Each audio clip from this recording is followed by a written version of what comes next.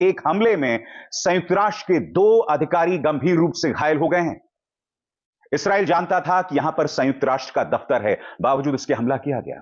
Israel ये कह रहा था कि हमने पहले से ही चेतावनी दे दी थी, इसलिए उस जगह को खाली कर देना चाहिए था। मगर आप भी जानते हैं दोस्तों, युद्ध में कुछ नियम होते हैं और उन नियमों के मुताबिक संयुक्त राष्ट्र पर हमला नहीं किया जा सकता, मगर इसराइल ने हमला किया। और आमतौर पे इनके ऊपर गोलीबारी नहीं की जाती है। हिजबुल्लाह ने कहा था कि हम इनके ऊपर गोलीबारी नहीं करेंगे। इसका ही फायदा उठाकर इजराइल थोड़ा बहुत अंदर आया था और अब इजराइल ने उन्हीं लोगों के ऊपर, उसी यूएन पीस कीपिंग फोर्स के ऊपर हमला किया और 2 लोगों को घायल किया है। इस बात की सारी दुनिया में लानत मलामत हो रही है। पैलेस्टाइन के साथ साथ पूरे मिडिल ईस्ट को हमेशा हमेशा के लिए बदल कर रख दिया। और मिडिल ईस्ट ही नहीं, इस एक दिन के नतीजे से पूरी दुनिया पर एक गहरा इंपैक्ट पड़ा है। ग्लोबल ऑर्डर में बदलाव आया है, बहुत से फर्जी नकाब उतरे हैं और बहुत से ग्लोबल इंस्टीट्यूशंस का नंगा सच हमारे सामने आया। हर गुजरते लम्हे के साथ, हर गुजरते दिन के साथ गजा तक पहुंचने वाली मदद जो है वो कम होती जा रही है। क्या आप जानते हैं दोस्तों, अगस्त में संयुक्त राष्ट्र की तरफ से वहां पर जितनी राहत सामग्री पहुंची थी, अब अक्टूबर में आते आते राहत सामग्री न के बराबर हो गई है। यह चेतावनी कोई और नहीं, संयुक्त राष्ट्र दे रहा है। खतरा यह है कि इस वक्त 10 लाख लोग, गजा में 10 लाख लोग जो हैं वो भुखमरी की कगार पर हैं। 1.25 लाख से अधिक लोग मारे गए हैं। यहां की आबादी का 5.5% मिट गया है। गजा में तुरंत युद्ध विराम होना चाहिए और इसराइल से लेकर फिलिस्तीन में सक्रिय तमाम हथियारबंद गुटों को हथियारों की सप्लाई पर प्रतिबंध लगना चाहिए। इसराइल बेकाबू होते जा रहा है। सेंट्रल बेरूत पर किए गए हमले में 22 बेकसूर नागरिक मारे गए। इसराइल कह रहा था कि हमारा मकसद था वहां पर आतंकवादियों का सफाया करना, मगर 22 बेकसूर नागरिकों का मारा जाना इस बात का प्रमाण है कि किस तरह से इसराइल तमाम हदों को पार कर रहा है। दोस्तों नमस्कार। इजरायली सेना ने शुक्रवार को दुस्साहस दिखाते हुए दक्षिण लेबनान में तैनात संयुक्त राष्ट्र सुरक्षित बल के ठिकानों पर हमला कर दिया है, जिससे तैनात 2 इंडोनेशियन जवान घायल हुए हैं। घायल जवान एक वाच टावर से निगरानी कर रहे थे। बताया जा रहा है कि इजराइल ने ये हमला जानबूझकर के किया है, जबकि सभी देशों को ये जानकारी है कि संयुक्त राष्ट्र संघ पर किसी प्रकार का कोई हमला न किया जाए।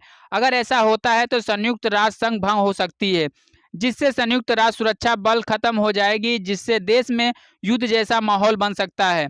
जबकि संयुक्त राष्ट्र संघ में भारत के भी 900 सैनिक काम करते हैं और भी 2 देशों के लोग भी सुरक्षा बल में काम करते हैं, जिस पे पूरे देश ने इजराइल की निंदा किया है। और अगर इजराइल ऐसा करता है तो उसे संयुक्त राष्ट्र संघ जरूर जवाब देगा। इस पर हमारे वरिष्ठ पत्रकारों का क्या मानना है, आइए जानते हैं, क्योंकि इसके बाद भी अमेरिका ने इजराइल का ही सपोर्ट किया है। अब संयुक्त राष्ट्र कह रहा है कि यह एक युद्ध अपराध है, इसराइल पर कार्रवाई की जाए। मगर दुख की बात यह है, अमेरिका इस पूरे तमाशे को देख रहा है।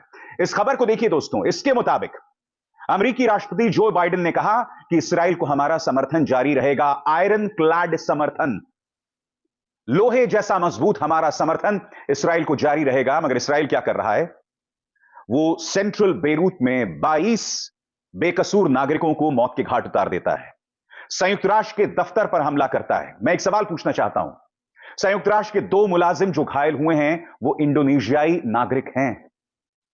क्या अमेरिका और पश्चिमी राष्ट्र इसलिए आंख बंद करके तमाशा देख रहे हैं, इस सबको होने दे रहे हैं?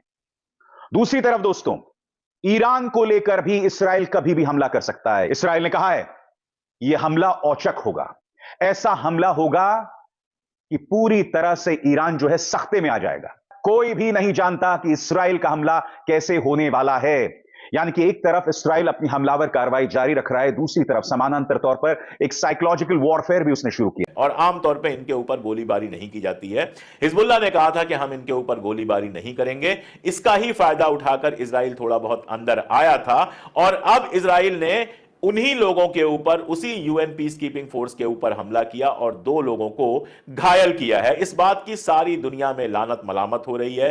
यूएस ने भी लानत मलामत की है। इटली ने, जहां पर राइटिस्ट सरकार है जो इजराइल के साथ खड़ी रहती है, उसने भी इस बात की लानत मलामत की है कि यूएन पीस कीपिंग फोर्सेस पे आप कैसे हमला कर सकते हो। यह दुनिया के इतिहास में पहली बार है कि यूएन का कोई member UN peace keeping forces के ऊपर हमला कर रहा है। जो लोग बातें करते हैं उनसे मैं सवाल कर लूं कि जिस हिजबुल्लाह को आप टेररिस्ट कहते हैं वो यूएन पीस कीपिंग फोर्सेस पे हमला नहीं कर रहा है, लेकिन जिस इजराइल को आप यूएन का मेंबर कहते हैं और है वो यूएन का मेंबर, वो यूएन पीस कीपिंग फोर्सेस पे हमला कर रहा है। अब शरीफ कौन है, ईमानदार कौन है और आतंकवादी कौन है, इसका फैसला मैं आपके ऊपर छोड़ देता हूं। वैसे गजा के अंदर लगातार जो अस्पतालों पे बमबारी हो रही है उसको लेकर जो जांच हुई है उसमें भी यूएन ने यह पाया है कि इजराइल ने युद्ध अपराध किया है, वॉर क्राइम किया है। लेकिन जहां सीधी लड़ाई हो रही है वहां क्या हो रहा है?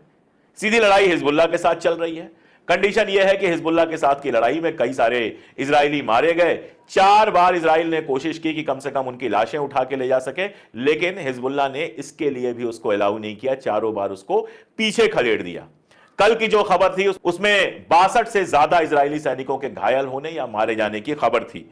यहां तक कि गजा में जो लड़ाई चल रही है, गजा, नार्दर्न गजा को आप जानते हैं पूरी तरह से तबाह करने पे लगा हुआ है इजराइल, लेकिन वहां भी जो जंग चल रही है उसमें 3 इजरायली जनरल मारे गए हैं और इंटरनेट पे लगातार ऐसे इजरायली परिवारों के, इजरायली सैनिकों के तस्वीर और वीडियोज आ रहे हैं जो रोते हुए, सिर पीटते हुए नजर आ रहे हैं क्योंकि उनके लोग मारे गए हैं। एक तरफ गजा में लोग मारे जा रहे हैं, उनके परिवार वाले रो रहे हैं, यहां लेबनान में आपने सीधे सीधे रिहायशी इलाकों पे बम गिराए हैं, वो दुखी हैं, और एक तरफ आपके अपने इजराइल में रोने पीटने के ऐसे वीडियोस और ऐसी तस्वीरें आ रही हैं और फिर भी आप ये समझने को तैयार नहीं हैं कि इन सारी लाशों का बोझ आपके कंधे पे है।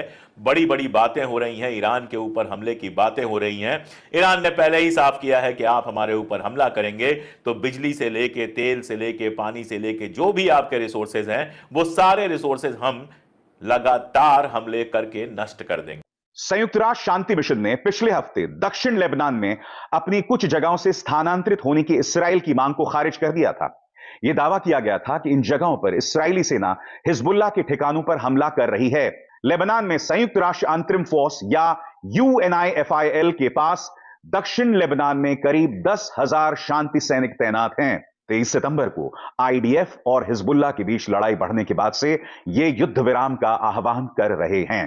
दोस्तों, यही वो जगह है जहां पर हमला किया गया है। यही वो जगह है जिसके बारे में इस्राएल ने चेतावनी दी थी कि हम हमला कर सकते हैं। संयुक्त राष्ट्र वहां से नहीं हटा।